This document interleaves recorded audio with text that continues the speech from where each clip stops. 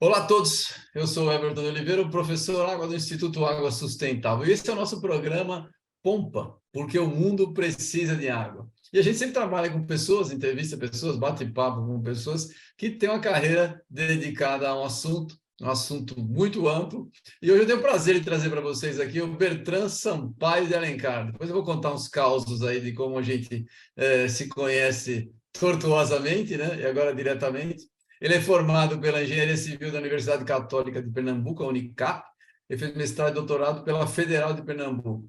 Ele foi professor da Santa Maria e do mestrado em Tecnologia Ambiental do Instituto Tecnológico de Pernambuco e dos cursos de Engenharia Civil e Produção da Faculdade de Nova Roma. Ele é consultor em projetos nas áreas de resíduos sólidos, meio ambiente, desenvolvimento urbano e transportes. Foi superintendente de meio ambiente da Secretaria de Meio Ambiente e Sustentabilidade nas SEMAS de Pernambuco, e atualmente ele é assessor executivo no CREA de Pernambuco. Bertrand, muito bem-vindo. Conta para a gente aí como é que você chegou até o saneamento, né? Ou como o saneamento chegou até você, daí para meio ambiente. Conta desde o comecinho lá das babas na praia, como é que você jogava futebol, conta tudo aí. Bem-vindo. Ok, professor Everton, muito obrigado aí pelo convite. De fato, jogar futebol nas praias mais bonitas do Brasil sempre foi uma inspiração para pensar no meio ambiente, não tenho dúvida, né? E eu acho que eu não estou nem falando de Fernando de Noronha, né? Falando só do litoral Só pernambucano, né? aí.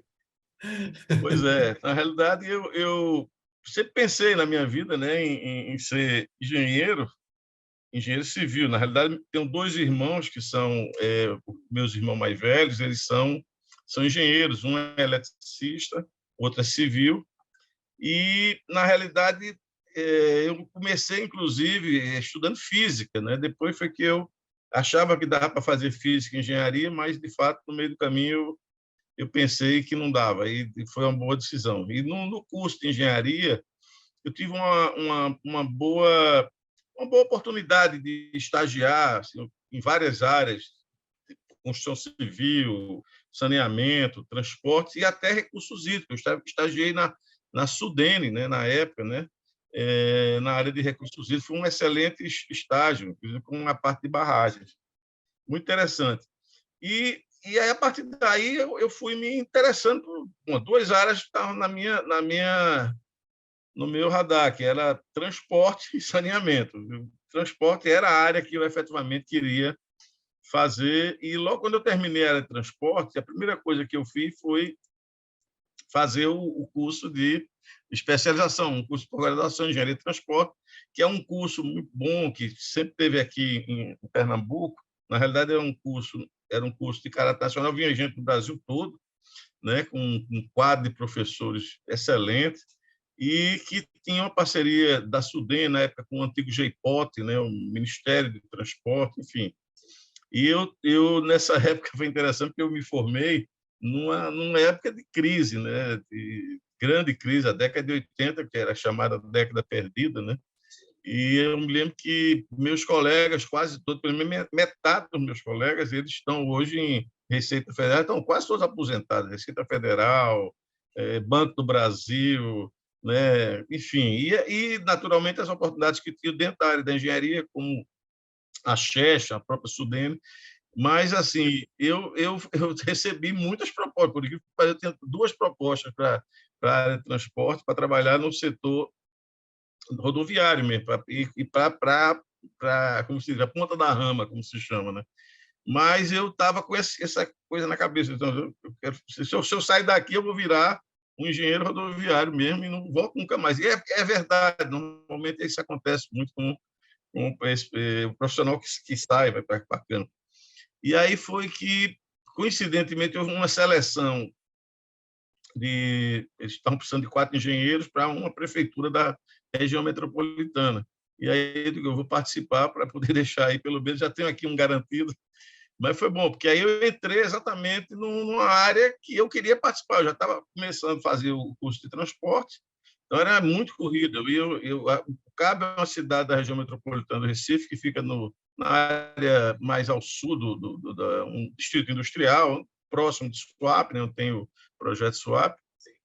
O município, acho que hoje deve ter uns 250 mil habitantes, e, na realidade, eu ia de trem para lá, então, não corre, eu saía daqui 5 horas da manhã, pegava o trem, de lá eu voltava, ia direto para a universidade para fazer o curso de transporte, que era no final da tarde, noite, não, era uma correria. E foi interessante porque quando eu estava já estava terminando esse curso, eu inventei de fazer administração de empresa. Porra. Eu tenho que arranjar outra coisa para fazer, que não é possível. Aí eu peguei, acabei deixando de lado e fui focando nisso. E aí foi interessante, porque quando eu cheguei lá, a gente conseguiu captar um recurso do Banco Mundial e fazer uma experiência interessante dentro do CAB na área de transporte. Então, foi um laboratório para mim, porque a gente implantou isso em 86, mais ou menos 85, a gente implantou passe do idoso já no CAB. Nós implantamos Vale Transporte, nem existia Vale Transporte, passe estudantil, nós tínhamos um sistema viário, fiz todo um cadastro viário. Então, foi uma experiência fantástica. E o que foi mais interessante foi que, no segundo ano, porque eu já tinha tido uma experiência anterior, que eu já tinha trabalhado na prefeitura e pedi demissão, né? Que era a prefeitura de Paulista, que era também ao lado, aqui no Litoral Norte, que é uma cidade de quase 500 mil habitantes. E, nessa época, foi quando eu também atuava, só que eu atuava no sistema de transporte interno da cidade. E lá eu passei a atuar mais no sistema de transporte urbano. Então, isso foi muito importante na minha formação nesse primeiro momento, porque isso me direcionou. Mas aí, quando eu estava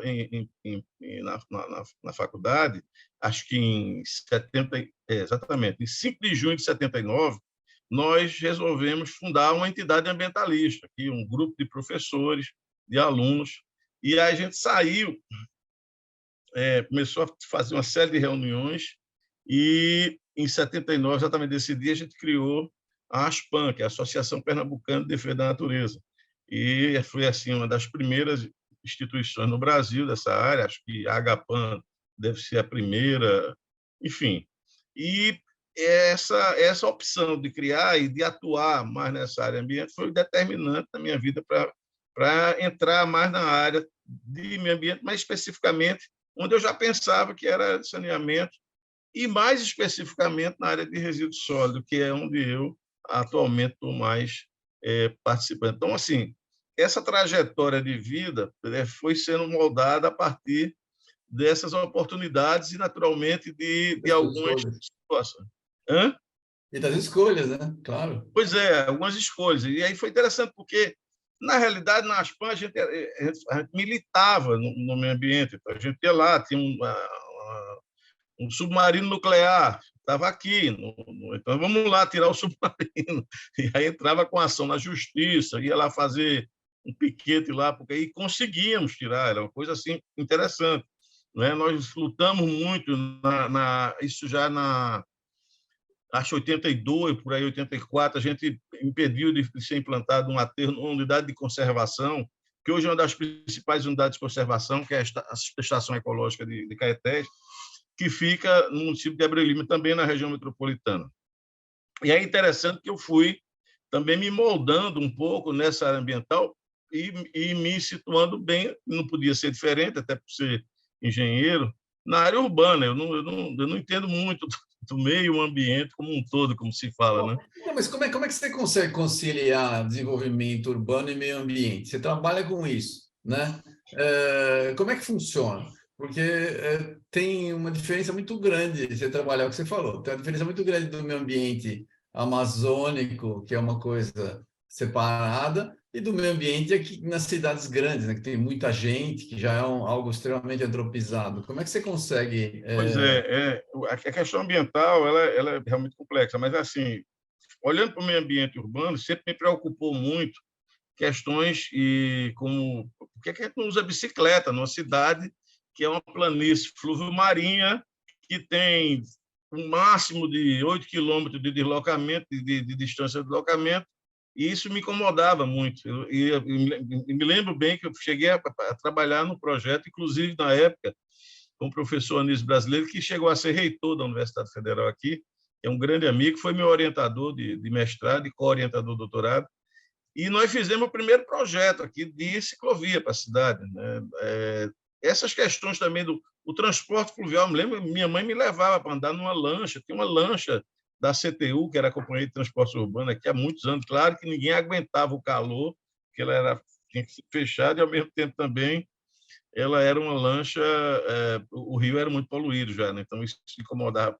E questões como reciclagem, compostagem, a gente discutia muito isso dentro da Aspan, e eu fui aprendendo essas coisas ali dentro dessa convivência com professores da área da biologia, né, da agronomia, então, que era um grupo muito mais da universidade rural, e eu era um dos poucos que era, né, de engenharia civil, praticamente, acho que um dos raríssimos, porque a maioria era mais da biologia, da veterinária, né, da agronomia. E eu achei interessante, porque isso, para mim, foi uma troca que acabou me levando para isso. Então, essas preocupações urbanas, elas passaram a fazer parte um pouco dessa minha trajetória, mas, efetivamente, eu sou um setorialista. Eu costumo dizer que eu procuro até, né, tentar entender um pouco esse todo, e aí não o todo ambiental, mas o todo urbano. Sempre a gente está preocupado com isso. Mas aí, quando eu já estava... quando eu fui trabalhar na prefeitura, e eu tinha muita vontade de trabalhar na prefeitura, sempre achei que prefeitura, e, claro, né, hoje as coisas são bem diferentes, mas na época eu imaginava que era um grande laboratório, uma grande experiência, e realmente foi, não só do ponto de vista técnico, né, mas também político, entender um pouco como é que se dá as políticas públicas, como é que funciona a política urbana, como é que funciona essas políticas setoriais também, que a gente efetivamente não vê muito isso na universidade. Então, esse trabalho foi se ampliando exatamente nessa experiência. A parte quando eu saí do Cabo, já em, acho que 92, eu passei um tempo em Olinda também, recebi para ir para lá, à disposição. Mas aí eu já comecei também a trabalhar com alguns colegas na área de consultoria técnica, né? Aí isso para mim também foi fundamental, porque onde eu aprendi muito, e acho que é também uma escola fantástica, é a escola de projeto, de consultoria técnica, de estudos, enfim. Então, isso certamente mas, assim, sempre trabalhando nessas áreas, e foi aí que eu... E como é que você foi? Como é que que isso é feito em Pernambuco? Você foi superintendente? Como é que é esse trabalho em Pernambuco? Pois E é, no Recife, em particular, que é uma cidade gigantesca, né? Com pois é. mangue, ou seja, tem tudo para dar problema, né? É uma cidade que convive bem com isso daí, apesar de tudo. Como é que é? Veja bem, a cidade do Recife, na realidade, ela tem uma característica. Eu sou suspeito para falar, apesar de eu ser exuense, eu nasci no Exu, na terra do Luiz Gonzaga. Nós vim para cá com 1 ano de idade, né?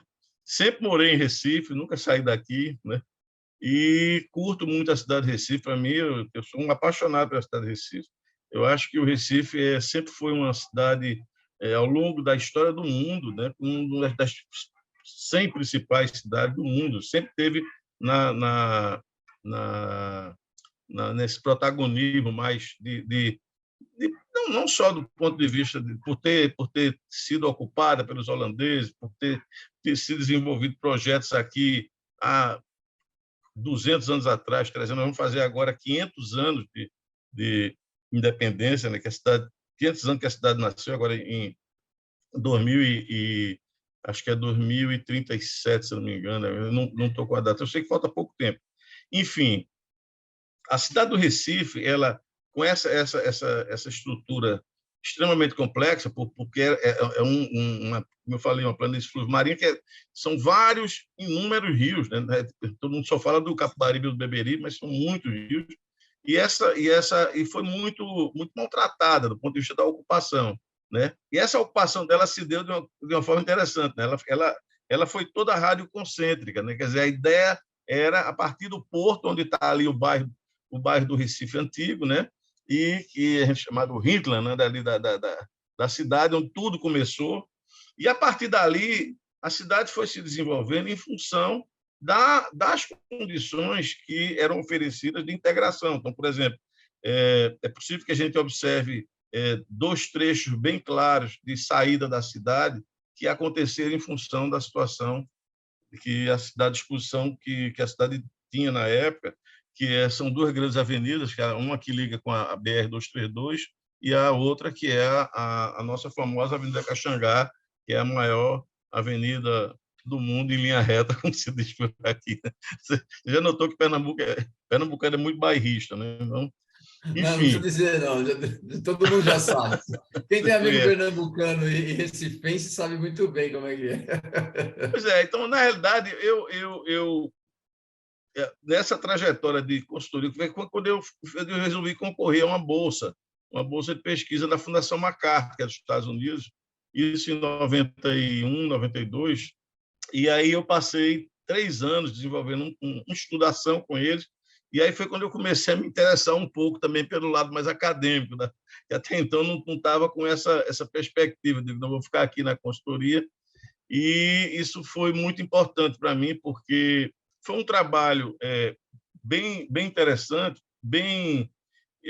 vamos chamar, exploratório, porque na época praticamente ninguém trabalhava com isso, que era exatamente um trabalho junto com a questão da reciclagem, né, do resíduo sólido, mas ao mesmo tempo, desculpa, trabalhar com os catadores de materiais recicláveis. Isso para mim foi uma experiência fantástica, porque eu comecei a tomar conhecimento de áreas que aparentemente estão bem distantes da engenharia, mas que na realidade estão muito próximas, né?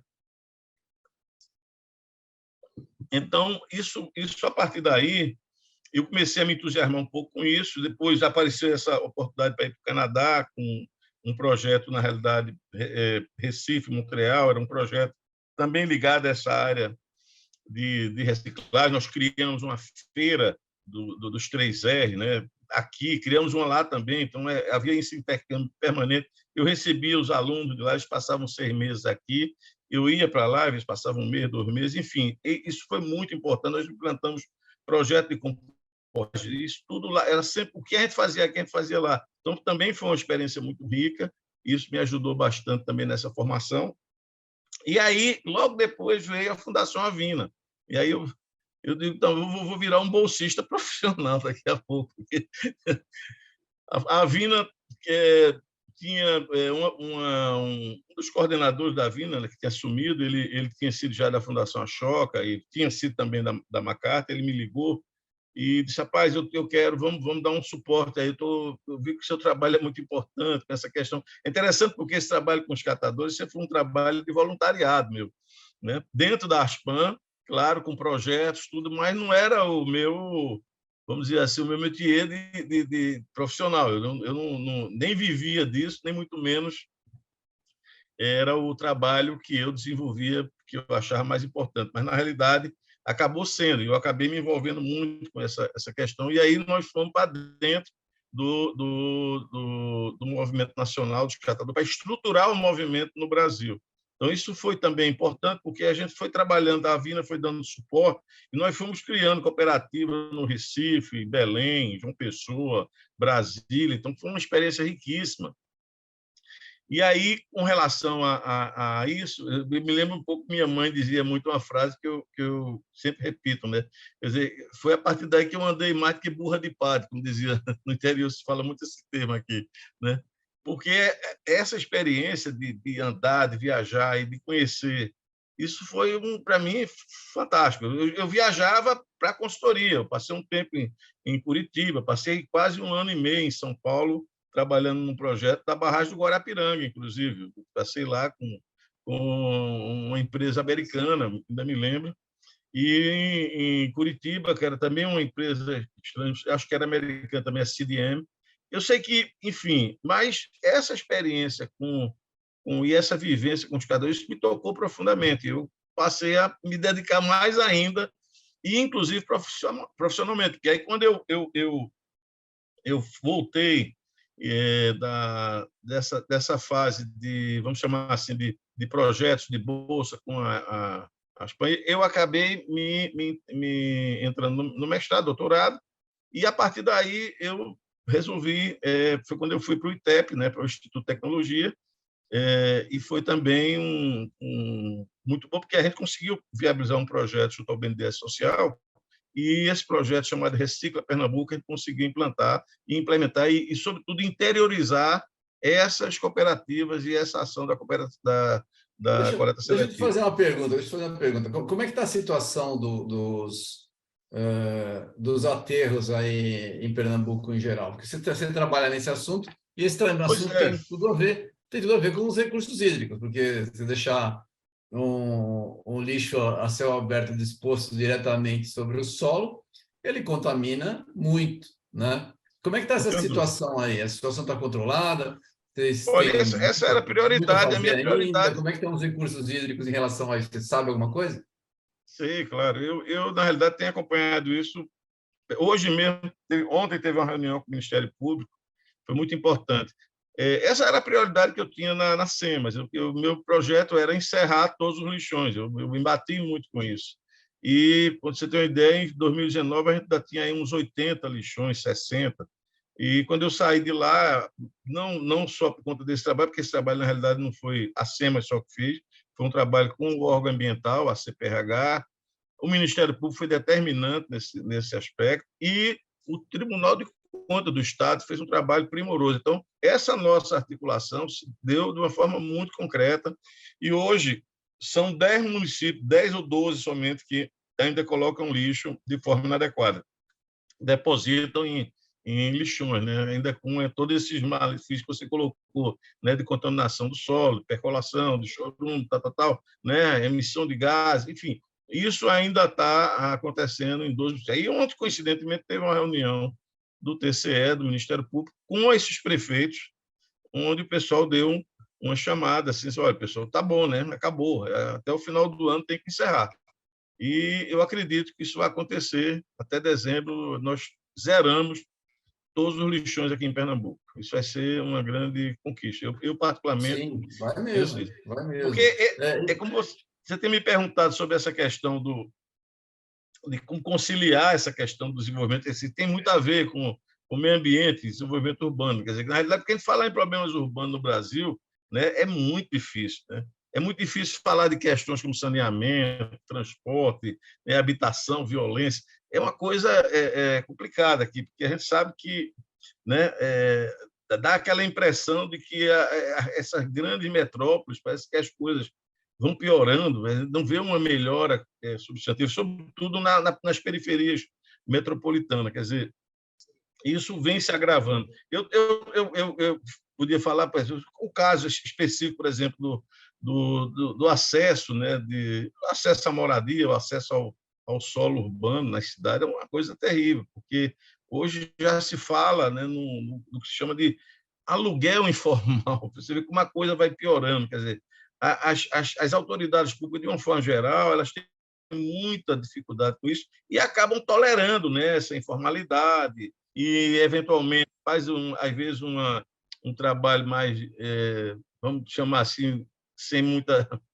meio higienista, né? Higienista de limpar um pouco ali para atender interesse proprietário, do próprio mercado imobiliário, que pressiona muito a cidade, quer dizer, ou da própria administração pública também. Então, esse é um setor que nós temos que trabalhar muito, porque esse governo, esse desgoverno que está terminando agora, ele, na realidade, achou que, criando uma lei de regularização fundiária, ia resolver todos os problemas, né, da política habitacional e dos problemas habitacionais que nós temos. Então, esse é o problema. Eu acho que a gente pode conciliar, sim, né, esse desenvolvimento urbano com o meio ambiente, claro. Eu acho que não só temos as possibilidades, como as oportunidades, mas, sobretudo, né, com o uso da tecnologia. A gente está vendo aí como a tecnologia avança e eu costumo dizer, nós temos dois caminhos na engenharia. Inovação em tecnologia e sustentabilidade. Nós não temos mais nenhum outro. Eu tenho repetido muito isso, quase como um mantra, né? Tá certo? E eu acho que é isso que nós vamos ter que correr para Eu caminhar. concordo. Mas deixa eu fazer uma pergunta para você. A cidade, você que é um recifense apaixonado aí, embora seja do Exu, né? É, é, A situação geográfica de Recife é uma situação bem particular. Você tem uma quantidade de água na cidade impressionante, com todos os rios, com o mangue, etc., né? Mas a cidade tem uma carência de água com uma população tão grande, né? Que você enxerga isso daí? Você que trabalha com área urbana, né? Como é que ele consegue resolver um problema que também é um problema ambiental? Você tem as duas coisas juntas, né? É interessante. Você sabe que Pernambuco, você conhece mais do que eu, tem a menor, o estado tem a menor disponibilidade hídrica do Brasil. É assim, uma taxa, acho que 1.300 e pouco metro cúbico por habitante. Antes, quando a ONU estabelece, acho que é em torno de 1.500, você certamente sabe bem melhor do que isso. Quer dizer, há um problema muito mais grave quando a gente olha, né, o imenso semiárido que é o estado de Pernambuco. Essa região aqui que nós estamos é um pequeno pedaço de Mata Atlântica, né, que se juntou ali com estuários, né, sobretudo manguezais, que é muito tradicional. Quer dizer, nós temos aqui o Caçoar, por exemplo. Suape é um estuário de 5 rios, né? Recife também é um estuário de mais do que 5 rios. Quer dizer, esses grandes estuários, eles sempre tiveram um papel fundamental, né? Não só como poderiam ter, junto com a Zona da Mata, né, para abastecer, né, a região metropolitana, e abastece, mas com uma irregularidade muito grande, porque nós temos um problema de desenvolvimento, de planejamento urbano, que foi pensado no sentido leste-oeste, mas as coisas aconteceram na prática no sentido norte-sul. Então, o litoral pernambucano ele sofre muito, né? Nós temos todo um planejamento do zoneamento da orla, mas sofre bastante porque houve uma ocupação, né, muito irregular nesse sentido da orla. Então, nós poluímos muito essa região. E há uma dificuldade grande então, nós estamos trazendo água cada vez mais longe de alguns lugares que, de fato, tem dificuldade bastante. Então, assim, temos problemas com a água, nós temos problemas. A política ambiental de Pernambuco é interessante porque ela é feita ela foi formada em uma matriz, na realidade, que conecta diversas políticas ambientais, quer dizer, resíduo, clima, educação ambiental, enfim. E, na realidade, também foram criados os fundos, os conselhos, os comitês, os planos, né? Tudo isso é muito recente, porque isso vem da década de 80 para cá. Então, essas preocupações, inclusive com a própria água, né, elas são preocupações recentes e que têm, de fato, denotado o problema que a gente está vendo agora. É notório que a gente vê como as coisas acontecem agora. O Recife era para ter todos os problemas, mesmo problema de água, porque a água tem demais aqui. Mas, infelizmente, nós não temos. O padre Lebré, quando veio para cá há muitos anos fazer estudos, né, é uma figura muito conhecida, ele dizia muito que ficava chocado, porque as ocupações já aconteceram na planície, e a pobreza foi por morros. Mas no mundo todo é o contrário, a riqueza se ocupa os morros, fica nos melhores lugares. Aqui foi toda a nossa pobreza. O Recife é todo cercado, né, por uma colina, praticamente, né, que vai bater ali, pega ali os bairros de Casa Amarela, cruza, vai bater ali no Iburu, que é hoje o maior bairro, talvez, do Recife, e vai terminar lá perto do aeroporto. Então, essa é onde estão as ocupações e onde acontecem os piores desastres, os acidentes, onde os morros estão caindo. Você deve ter acompanhado a tragédia que aconteceu Sim, esse ano, né? claro, Tanto na horrível, horrível. planície, em função de alagamentos, quanto e, sobretudo, né, nas regiões de encosta, porque essa área que foi ocupada, as pressões vieram muito nesse sentido. E hoje elas estão. É interessante, o Recife tem uma característica, e só para concluir essa parte que você me perguntou, bem específica, veja bem. O Recife é uma cidade que não cresceu mais, ela não cresce mais. O Recife tem lá, vamos dizer, 1.600.000 habitantes. O que cresce na região metropolitana são as cidades da periferia. Então, nós temos hoje Jaboatão com quase 1 milhão de habitantes, nós temos o Paulista, que na década de 70 tinha 20, 30 mil habitantes, hoje tem 450 mil habitantes. Nós temos Camaragibe, São Lourenço, aqui o Cabo, que era uma cidade também relativamente pequena, e Pojuca, que tem o projeto onde foi construída a refinaria. Quer dizer, são cidades hoje com mais de 100 mil habitantes. Para você ter uma ideia, dos 184 municípios que nós temos no estado, dos 184, somente 15 têm mais de 100 mil habitantes.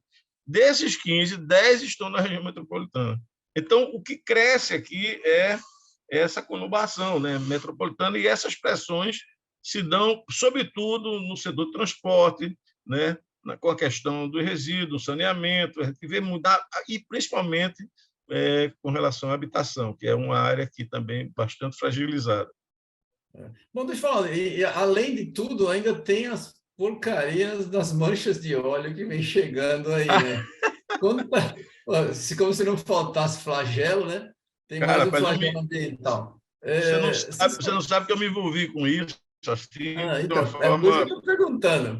Por isso que eu estou Pois é, perguntando. Conta eu para a estava gente na aí o secretaria. impacto, como é que funciona isso, tem remediação, tem jeito de mitigar. Não, veja bem, é complicado. O que nós nos preocupamos na época foi, primeiro, criar um gabinete de crises, faz normalmente, né? Foi um problema muito sério. Para você ter uma ideia, eu fui responsável por articular toda a remoção com as empresas que iam trabalhar com esses resíduos, que são resíduos classe 1, você sabe, resíduos, né, perigosos, e que certamente não era só a retirada do petróleo, porque, na realidade, foi um petróleo que foi lançado aqui na costa, né? Foi um crime ambiental de grandes proporções. Mas o problema o problema que a gente sentiu muito foi com relação ao...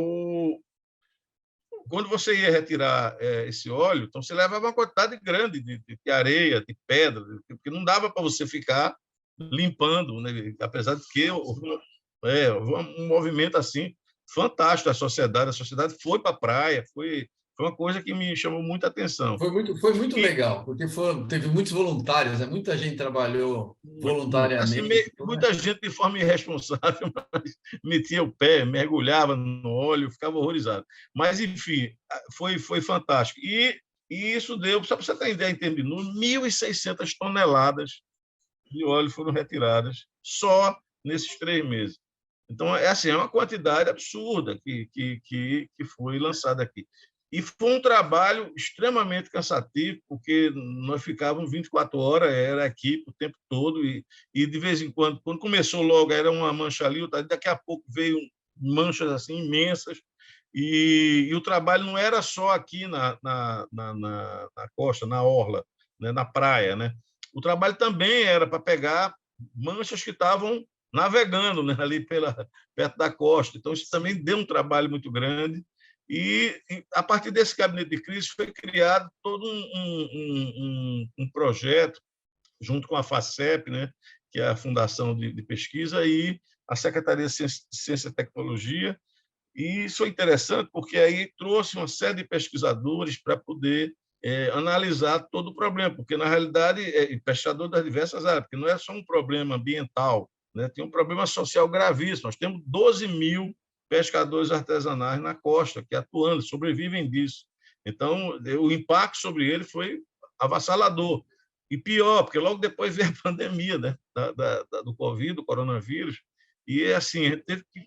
Então, o problema ia, para você ter uma ideia, desde arranjar comida para esse pessoal sobreviver, né, até você ter uma solução para poder trabalhar a informação junto à população de o que é que pode consumir, o que é que não pode consumir. Você imagina que loucura, porque as pessoas simplesmente passaram a não consumir, por exemplo, ostra, né, que a grande parte dessa comunidade pesqueira ela é de marisqueiras, por exemplo, ali da região de Itamaracá, né, de Itapissuma. Então, é uma comunidade grande, muito grande, Goiânia também, Ponta de Pedra. E o pessoal simplesmente parou de vender da noite para o dia, e não tinha mais o que fazer. E aí lá vamos nós atrás de conseguir, desde cesta básica, articular o setor produtivo. Enfim, isso foi muito complexo, muito intenso, né? E até hoje a gente fica se perguntando, né? Enfim, infelizmente, sobre essa questão de quem vai pagar por essa irresponsabilidade, porque o problema está aí, foi identificado o navio, né? E nada aconteceu. Quer dizer, o Estado gastou uma fortuna, além de ter mobilizado um contingente absurdo de pessoas para resolver esse problema, o pessoal da CPRH, o pessoal de praticamente todas as áreas, de polícia, bombeiro, defesa civil. Quer dizer, isso foi uma tragédia. Durante 4 meses aqui na região de Pernambuco, só Pernambuco eu estou falando, mas isso aconteceu, você sabe, no Nordeste todo. Então, foi um crime ambiental de grandes proporções. É impressionante. E não vai, a gente já sabe, não vai dar em nada, né? Esse que é o problema. Se acontecer de novo, É uma pena. É lamentável, lamentável. É Bom, vamos. lamentável. Você tá no CREA, conta pra gente aí, o que você faz lá no CREA? Qual que é a sua atuação no Pois órgão? é, Como você rapaz, a gente está no CREA. Eu, na realidade, fui para o CREA para trabalhar duas vertentes. Uma é junto com o Comitê Permanente Tecnológico.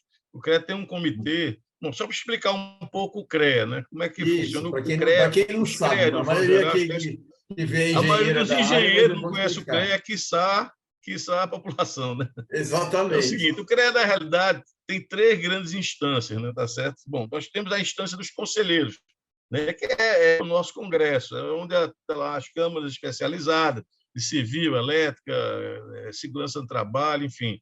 Nós temos a diretoria e a plenária, né? A plenária é onde se decide tudo e onde toma as grandes decisões.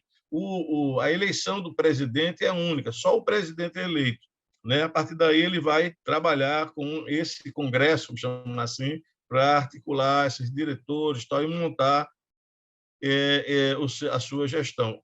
A estrutura auxiliar, essa onde eu estou atuando agora, é aquela que opera o que é vamos dizer assim, o papel precípio do CREA, que é fiscalizar o exercício da profissão, né, do engenheiro. De uma forma geral, engenheiro agrônomo e o pessoal da área de geociências, e até porque a arquitetura já saiu do CREA há algum tempo.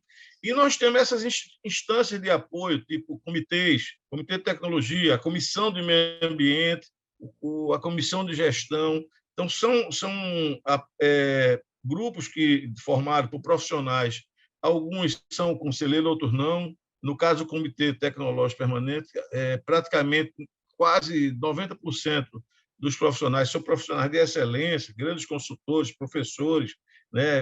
Assim, é um grupo excelente, né? Que dá assim uma contribuição para exatamente ajudar nessa discussão, no debate. Então, a gente vive trabalhando essas questões, por exemplo, nesse caso mesmo do CTP, onde eu estou atuando, né? O CTP estabeleceu 4 grandes prioridades, né? para a retomada da engenharia aqui no Estado, né? A Transnordestina, né? Que é a Ferrovia Transnordestina, a transposição do Rio São Francisco, né?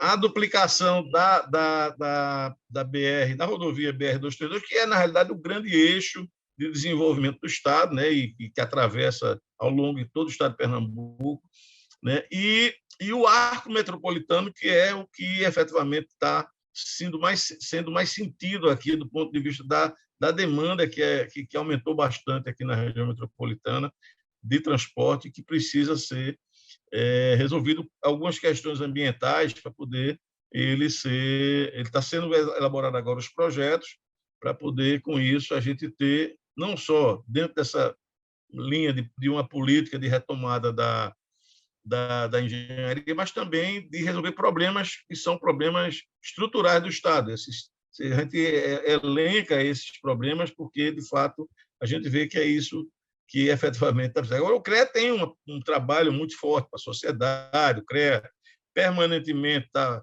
Nós ontem mesmo fizemos um evento no CREA, organizado para poder levar um trabalho com a JAICA, né, de intercâmbio. Eu articulei isso com o pessoal da universidade e o CREA cedeu o espaço lá e a gente fez um debate muito importante.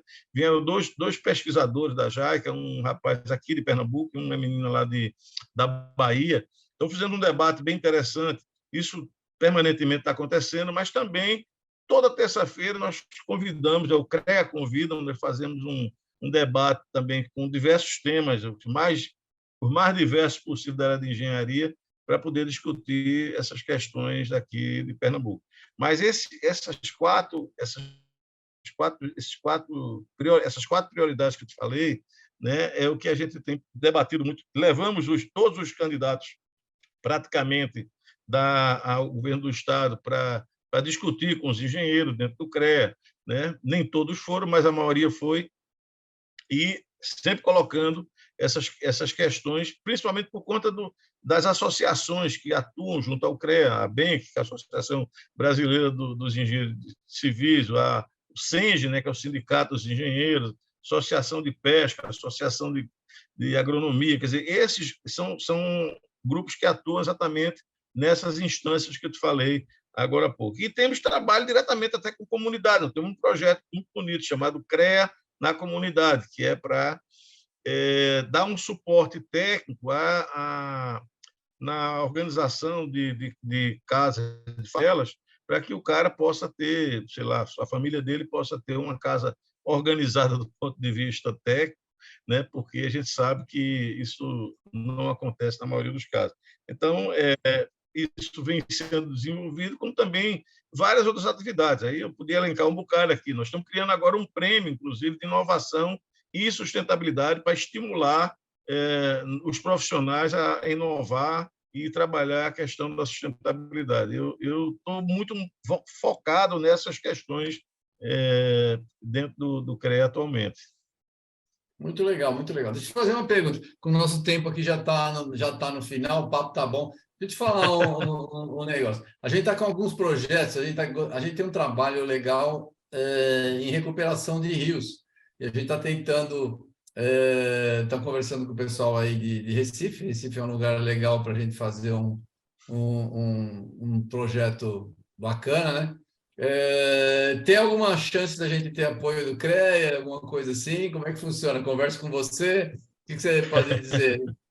Conversa comigo, a gente vai lá, senta com o presidente Adriano Lucena lá, uma pessoa muito receptiva, ele está muito aberto. Nós temos vários convênios, temos convênio com a universidade, nós temos convênio com instituições como o Porto Digital, por exemplo, aqui do Recife. Então, a gente tem procurado ampliar muito esse leque aí de parcerias. Legal. Tem alguma coisa com a PAC? Já tem, né? A PAC tem com o governo do Estado, né? Então, dentro do governo do Estado, a gente procura também, mas não é nenhum problema isso, pelo contrário, até uma satisfação. Legal. Bom, gostaria de agradecer sua presença, pedir para você deixar suas considerações finais, por favor, Bertrand. Bom, primeiro eu queria parabenizar mais uma vez esse trabalho excelente que você faz aqui, né, com o professor Everton. Como eu lhe disse, eu vou anunciar que você é o professor Água, tá certo? Vou revelar a sua identidade, professor Água, né? E acho que esse trabalho que você faz no Instituto de Água Sustentável é fantástico. Marcelo, meu irmão, que você conhece bem, ele já há tempos ele vinha me falando isso, mandando muito material, eu ia lendo sobre a parte de água subterrâneas, enfim, achei. Então, acho que esse trabalho é fundamental e isso certamente vai contribuir muito para, enfim, melhorar o nosso tão dolorido saneamento, tá certo? Eu acho que a gente está vivenciando, eu queria encerrar dizendo isso, um momento único, talvez, na nossa história, professor Everton, que é na história política do Brasil, né? Que é uma tentativa, está saindo de uma tentativa de implantar uma experiência, infelizmente, desastrosa, né? Quase que fascista, né? De governar, onde se muito violência, né? Se abusou muito da religião como forma de manter poder, enfim, mas, sobretudo, com resultados pífios, né? Da economia, né? Com a pobreza aumentando bastante, com resultados muito ruins na questão do meio ambiente. Né? A gente sabe que aumentou muito o desmatamento na Amazônia, quer dizer, a gente espera que isso nunca aconteça. Ao mesmo tempo, vem essa expectativa enorme, né, de um governo social-democrata, resultado de uma ampla frente, né, de articulação que está se formando, não, que se formou, tá certo? Com as diversas matrizes políticas que você pode ver, a gente pode ter aqui no Brasil, e que certamente coordenado por uma pessoa que já demonstrou, na minha opinião, uma capacidade de melhorar, pelo menos, a vida da população mais pobre. Acho que isso é importante, mas também articulando bem uma economia, né, com o mundo, que nós ficamos meio isolados, ao mesmo tempo com a questão ambiental. Então, acho que isso é importante. Aqui no Estado também está havendo uma mudança, né? Sai um governo que há 16 anos estava no poder, mas não é uma mudança tão significativa, porque grande parte das pessoas que estão vão estar nesse governo que ganhou agora já estiveram nos governos anteriores. Então, assim, não vai, a gente espera que todos nós estamos torcendo para que dê certo. É isso que eu também estou aqui aguardando e vendo, que espero que dê tudo certo. Espero ter contribuído aí com o seu programa e Isso. estou à disposição quantas vezes for necessário. Com certeza. Pessoal, a gente teve aqui conosco o Bertrand Sampaio de Alencar. Ele é uma pessoa que conhece muito na parte de meio ambiente lá na área de Pernambuco e de Recife, um contato excepcional. Por favor, assistam, contem para os seus colegas aqui, porque, como a gente disse, porque o mundo precisa de água. Aqui é o Everton de Oliveira, o professor Água, que já foi identidade revelada pelo Bertrand, tá? Do Instituto Água Sustentável. Um abraço a todos. Muito obrigado.